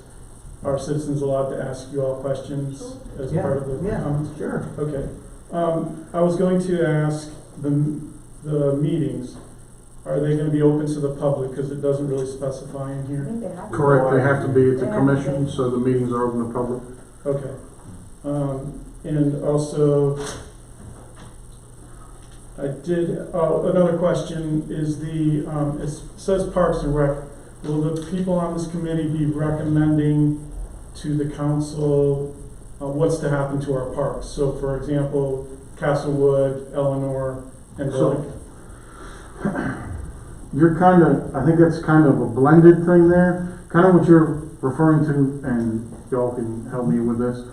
The recommendation for the use of property kind of goes through the planning commission. The Parks and Rec Commission and department is what maintains what we have and puts on events and stuff like that. It's what we have, where the Parks and Rec Commission does something with what we have. So it's providing a service more than a recommendation. If development comes into the thing, you may ask the Parks and Rec Commission that, but what you're referring to is a planning commission. Okay, thing. so that's more of the activity side of things? Correct. Okay. The activity and maintenance side. Okay, well, thank you, I appreciate that helps. Thank you. Real quick too, just so you're clear, you mentioned Eleanor Park in there. Yes. That is not considered a public park at this time. That's a town-owned piece of land. Okay. We're publicly owned, but it's owned by the town. Right. Town Hill. Town Hill is not a public park. Okay, Right. so Torrey Smith Park is a park, public Right. park. Robin Grove is a dog park. Washington Avenue Playground is a park. That's what I'm trying to clarify for you. So Right. I know some of your concerns are about that down there. I totally understand because I know you've been up here several times. Well, I know we're this before. close to it being a park with a playground being put on it. Right, so- right. So, but my point is, you know, I'm just trying to clarify that for you Right. as well. Okay. So that's why the planning commission has that right now to do their thing. So. All right, and since we're on that subject, and I've done a lot of research and listened to a lot of meetings over the last several years, it's from what I've gathered, the town actually could sell Eleanor Park tomorrow if they wanted to, but you all are choosing not to because of the controversy and the people trying to sue the town whenever you try to do it. So Is that you correct? asked me if you could ask questions? Yes. You can. We don't have to answer them now. Okay. Yeah, thank you. There is a public meeting the 22nd, There's is a that what public it is? Yeah. meeting the 22nd. On the uses or future of Eleanor Park, Yeah. for the public, For the public. not a council meeting. Yeah, correct. Is that at the park? I think it's at the school. At the school. Oh, and on to her subject about applications, was there something sent out recently, or did you all do the Parks and Rec several months ago? Oh, that's months ago. The original public hearing was scheduled for the first meeting that got canceled at COVID. So now it's come back to council because we were kind of halted. Yeah. So, I will also honestly say since I got on council, it's been in discussions and I've been working with people. I mean, the original commission that was proposed had 9 people on it. And on top of that, there was more people that that had expressed interest in going through. And like I said, that is a proposed thing. Council still has to prove that. Those are the names that are officially put on there. The applications will all go through council. You know, that's nothing Get voted on official. tonight.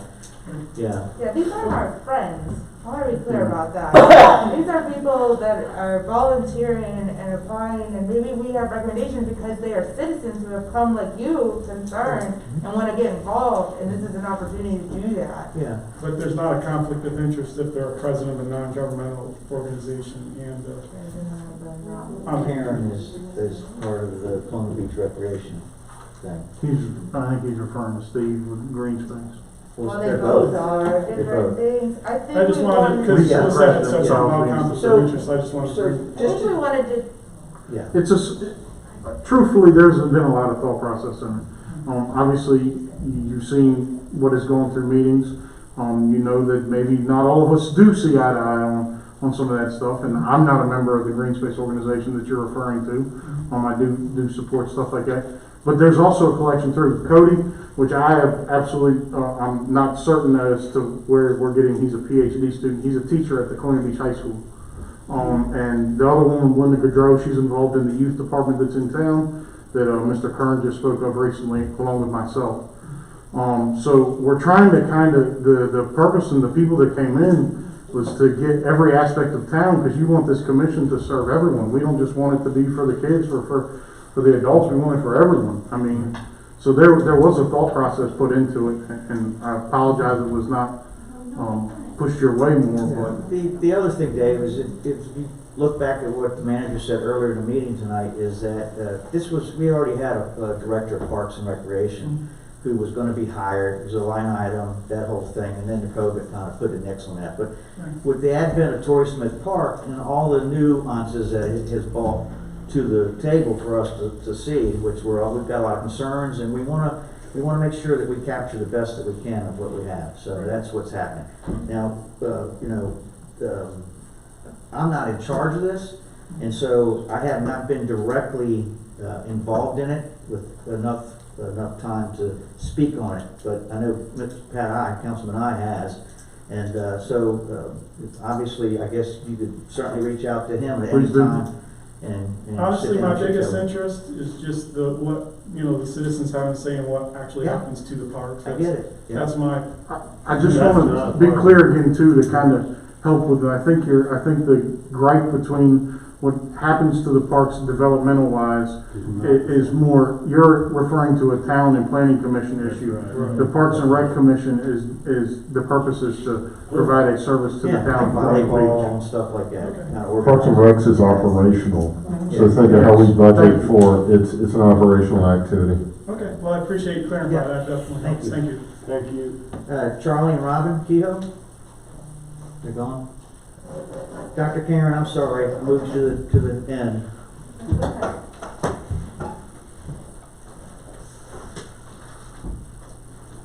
I just wanted to say two things to kind of get them into the public record. Number one, the dog park is not open. Please do not take your dogs there. And nobody has actually said that. There's still work that needs to be done. One of my previous clients went there and took pictures of her dog playing and posted them on social media. And I was like, take them down. It's not open. So please don't take your dogs there yet. It's not safe yet. The grounds haven't been done yet, so give us time. Yeah, and signage hasn't been set up yet either. Yes, and there are rules that have to be approved and an ordinance that we're going to have to develop, so there's still work to be done. The second thing is, social media always gets really ugly during an election. But more than that, people are trying to get answers to questions on social media that ought to be addressed to the town manager through his forum, by calling the Westmoreland County Animal Shelter, by calling the Humane Society. When you start getting into debate on social media, it just puts us at odds with each other. And I would just ask people to please go to the source. Ask the question from somebody that can answer you definitively. And if you don't like what somebody says on social media, just ignore it. That is not who we are here in Colonial Beach. We are a wonderful town that has worked together for years. And we don't need to be ugly. Thank you. Thank you, Dr. Karen, appreciate that.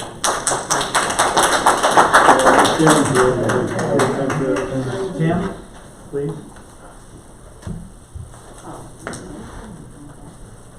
Thank you, Mr. Mayor, Town Council. Just briefly, on the COVID money, I talked with the county administrator about providing possibly funds, hazardous funds for Mike Worrell, who's a paid firefighter in town. He's probably the only one that's not getting it, that actually is a paid employee. He does get paid by the county and the town, even though he may not be on either one's payroll, and it looks like that's going to be that is going to occur. He's also looking at respirators for the firefighters individually for the packs because of the COVID, so that's being looked into.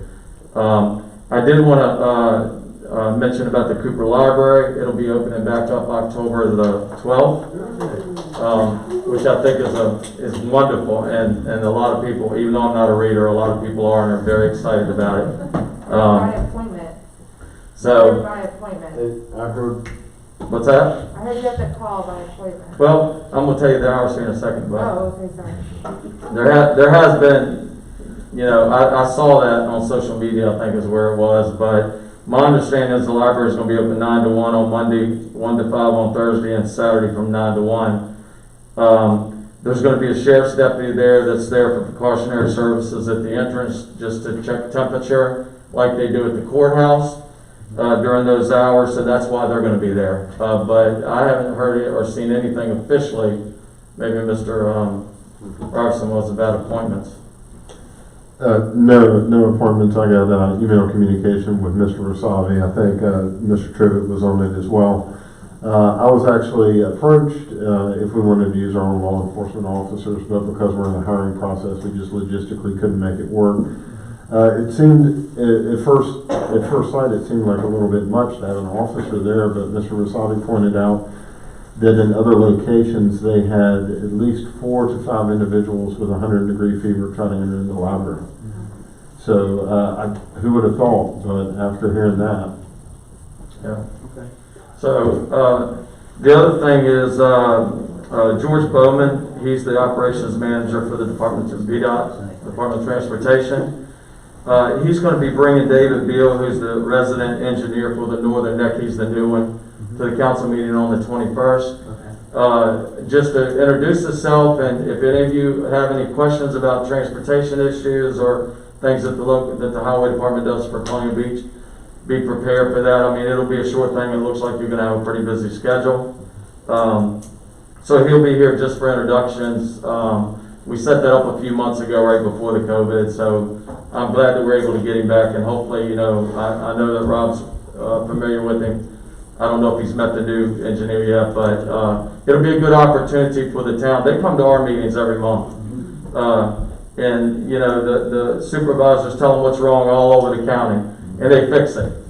But we don't really tell them anything, and I don't know what roads now that they take care of even in our area, but I think it's open for discussion so we can see if there's something they can do for us as well. Gail Crooks is going to come as well. She's the Director of Social Services, and give a presentation. She's already been to the town a couple times, set up at the community center. She's going to just talk briefly about the services that they're offered. They've had numerous cases where they've been able to assist our residents in the last few months. So I think that's going to be a very good thing. I want to mention though, and I don't know whether you have a rule or a regulation, but I was on a fire call a week or so ago. It might have been last Sunday when the parasailer crashed down there by the yacht club. It might be something that you want to think about. If you don't have any kind of rules or regulations that govern that. I mean, he hit that tree down there right before you go in the yacht club, and it's probably a good thing that he did. He was attempting to land on that beach. I don't know if that's something that, you know, the town's going to allow them to start, you know, it's got a motor on it, and, you know, you sit in a seat and it's like, you know, flying a one-man operation, but he was very lucky it didn't kill him. But I do want to mention the fact that, you know, rescue service, as you probably know, took quite a while to get there. It would have been the Montrose unit from Montrose or somewhere down that area that happened to be at that tide on another call that they were able to clear, but it seemed like it took them forever to get there. It might have been 30 minutes or whatever it is, but still, like I've said so many times here, it's, you know, and there was somebody there from the squad, from the local squad, the same person that responds to every single call in a response vehicle. The gentleman that was laying in the road, his father was pretty upset because he knows that there's squad sitting at that building and nobody's responding. And I tried to tell him they don't have the manpower. But I'm not so sure that the state can't come into this and do some kind of analysis. I don't know that that's something that we need to look at together to see if, and I don't know whether RIMS Council or anybody at all can take a look at this picture and say, why are we putting another squad? And you would know better than anybody, Mr. Mayor, that every county does not put 2-man units in one place. Yeah, correct. When they can put them somewhere else that's more advantageous to where all the calls, and this is where all the calls are, the biggest majority of them. And we haven't added that other crew yet. The county was waiting until December to see how the funds came, but I'm going to advocate that they do that at the next meeting rather than wait, because it's critical. I mean, those 3 squads are running non-stop during peak hours. So I still think that we shouldn't give up the fight to try to get that. You know, I know there's one in the fire department down the other end of the county. There's another one close to a fire department down the other end of the county. We got a fire department right here where I believe it could be housed, and I think it's something that we should just still pursue until it's actually done, even though they're going out for, you know, looking for estimates right now to put the addition on that building at Oak Road. But it would be hard for me to believe that even the chief EMS guy wouldn't agree how critical this is for this area. You know, I just want to say one other quick thing so I don't forget. Please, I was just going to elaborate on that, which... Yeah, go ahead, and then I'm getting old and I will forget if I don't tell you this because I didn't write it down. Nobody in this building doesn't understand that the town of Colonial Beach with its density should be the top priority just by call volume, density, the amount of people here, tourism, things like that. We have as many as 20,000 people in this town on weekends. This year, maybe 35,000. That's more than the county. That's almost double what's in the county regularly in 2.8 square miles of this town of Colonial Beach. So for us not to have a fully staffed, 24-hour, fully paid paramedic company here, at least with 1 medic, 1 EMT, is absolutely across the board wrong. RIMS Council, anybody else is going to tell you the exact same thing. You and I showed the county the numbers over and over and over again. We've been before them on the same thing. I know Dallas and I did too. And so I don't know what the holdup is. I mean, if you ask me outside of here, I won't discuss it publicly. I can tell you what I think the holdup is, but it is what it is today. I can tell you what I think the holdup is, but it is what it is today. We may have to look at paying for more EMT classes and paramedic classes to I know we've just had a couple go through, which is awesome because the people in our own community stepped up to the plate and are now running calls. It's not enough. You know, now it's not unique to the town of Colonial Beach. That's volunteers, not having enough volunteers is a national trend right now, as you well know, Tim. But we are at the breaking point right now in this town. We have an elderly population in this town as well. We have a lot of tourism people that come here and have fun. Things happen. We have people dropping out of the sky. I actually saw that happen that day, you know, and it was like crazy. I watched it. I didn't know he crashed, but I watched him drop precipitously down, and I was like, whoa. So anyway, yeah, I mean, there's a ton of things that they know that we need, why they house 2 of them there. We have stations here we can put them in tomorrow if we need to. So anyway. Well, and the response has been every time I've addressed it with the board of supervisors is the county administrator has made the comment that, well, we just can't put a squad in every firehouse. But that's not the point. Right. The point is, and I've argued every time, the numbers absolutely will show you where it belongs. It's not that I'm prejudiced because I'm in Colonial Beach and I'm representing Colonial Beach. It's the numbers. The data's there. The data's there. So, you know, and one other thing, Council, that I have to tell you, you know, and I live in the neighborhood where Kathy lived, and we were all very shocked I was out of town when she passed away. But, you know, you work your whole life and then, you know, you retire. But I would just ask Mr. Mayor on the 21st if maybe you would, during your moment of silence, recognize her again. I can promise you that's happening. She was a great neighbor and such a good person to work with on this council. No matter what I ever ask her, and even people that have talked to me about her, Yeah. she would always go above and beyond. And I know I just talked to her, you know, about her grandchild, and I mean, just her smile and excitement. Yeah. And Yeah, very tough. so. I can tell you, I worked 6 years with her very closely, and my heart's eternally broken by that loss. And what should have been a fun little getaway to Iowa, of all places, was pretty damn depressing, quite frankly. So that said, you know, I'm comforted that she has a great family, and the time she spent with us was very fruitful, and she gave this town a lot, and she loved her family, and I know they loved her. And you're absolutely right to be robbed of your retirement. Right now, it looks like we'll be going door to door like everyone else, but with some social distancing and things like that, PPE and such. So, but that's right now, unless something changes between now and, but we'll make that announcement on the 21st. So, and the last thing, Mr. Mayor, is our meeting is actually going to be on the 14th this month because Monday's a holiday. Okay. It won't be on the 12th if anybody wants to attend the supervisors meeting. Thank you. Unless anybody has any questions for me. Thank you. Thanks, Tim.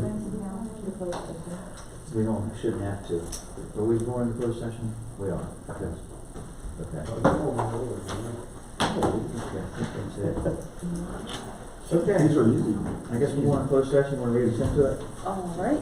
Is there a motion to go into closed meeting pursuant to Virginia Code 2.2-3711A3, discussion and consideration of the disposition of publicly held real property, where discussion in an open meeting would adversely affect the bargaining position or negotiating strategy of the public body, subject being sale of town-owned property, and pursuant to Virginia Code 2.2-3711A8, consultation with legal counsel employed or retained by a public body regarding specific legal matters requiring the provision of legal advice by such counsel. Nothing in this subdivision shall be construed to permit the closure of a meeting merely because an attorney representing the public body is in attendance or is consulted on the matter. The subject being a contract for a consultant. Is there a motion? So moved. Second. Second. Mr. Allen. Aye. Mr. Lehman. Aye. Mr. Serby. Aye. Ms. Robeson. Aye. Ms. Schick. Aye.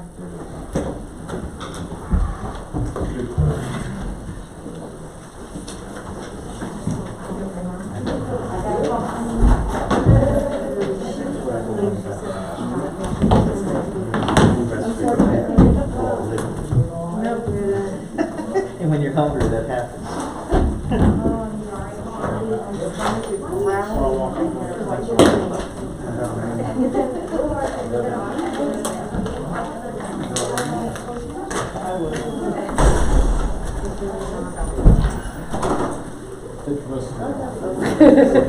Thanks.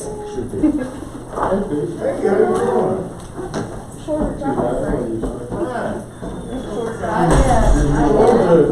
Whatever they say.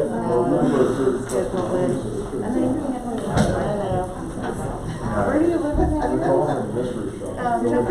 Okay, yeah. Yeah, that's a job. And this is a different one I don't want. Not that. Entertainment. You know what's pretty good. Or being, what do you think about watching on TV? My wife is on there, right, computer.